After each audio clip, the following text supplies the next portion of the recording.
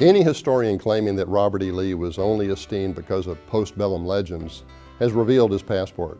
He is not concerned with the truth. Thousands upon thousands of contemporary diaries, letters, and newspapers document pervasive admiration for Lee during his lifetime. After one of the general's 3 corps returned to Virginia from 8 months in Tennessee and Georgia, they hosted a review. One soldier wrote, "When the men caught sight of Lee, a wild cheer filled all hearts and rose to the heavens, while hats were thrown high.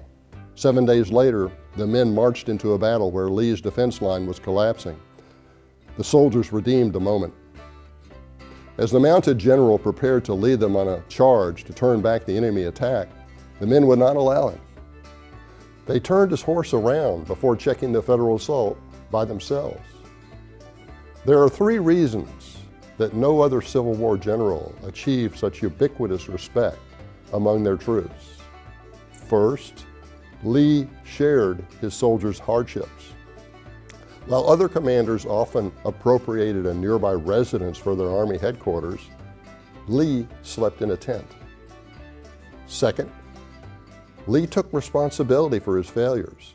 When the men of Pickett's charge returned from their repulse at Gettysburg, he rode out to meet them.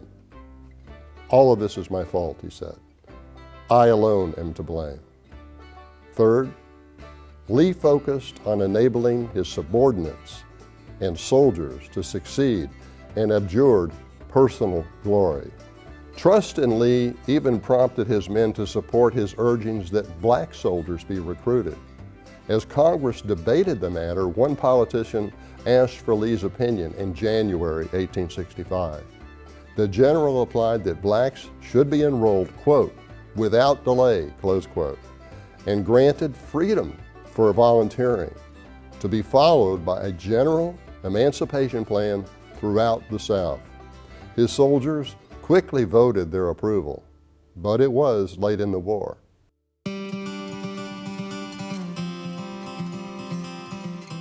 After his Appomattox surrender, Lee received numerous visitors at his Richmond home, many asking for advice. "Go home," he said, "and help rebuild the shattered fortunes of our state."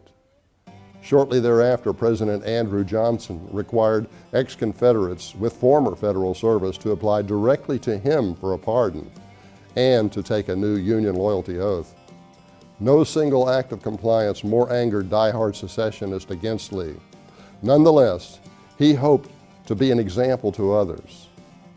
When the son of a former Virginia governor told his dad that he had taken the oath, the father barked, "You have disgraced the family." His son replied, "But General Lee told me to do it." "Oh," said the father, "that alters the case. Whatever General Lee says is all right." 4 months after Appomattox, Lee became president of Virginia's remote Washington College. It had but 4 professors, only 40 students, and had been left ransacked by Union armies. But he accepted the modest salary because his priority was reconstructing the South, not personal profit. When Lee died 5 years later, the school had over 300 students.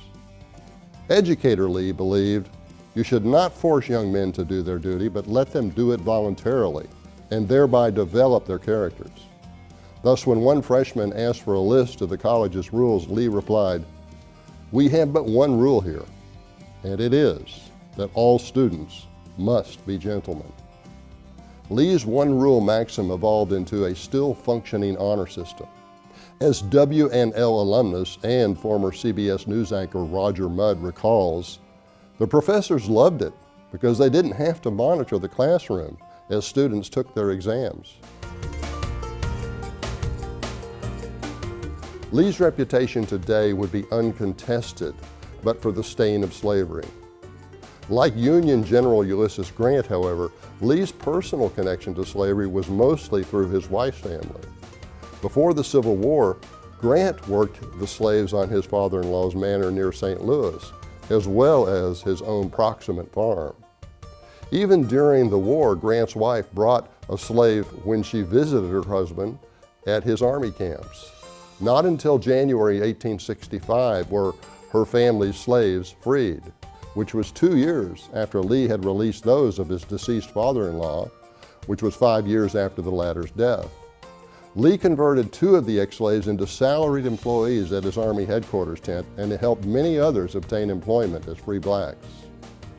In the months before he died, Lee tried to recover his health with a trip to Florida. His biggest greeting along the way was in Savannah, where blacks were among the celebrants.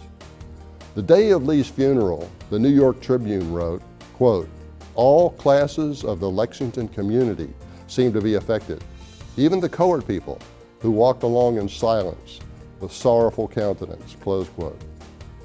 To conclude, an African proverb cautions, if a man throws away his traditions, he had better first make certain that he has something of value to replace them.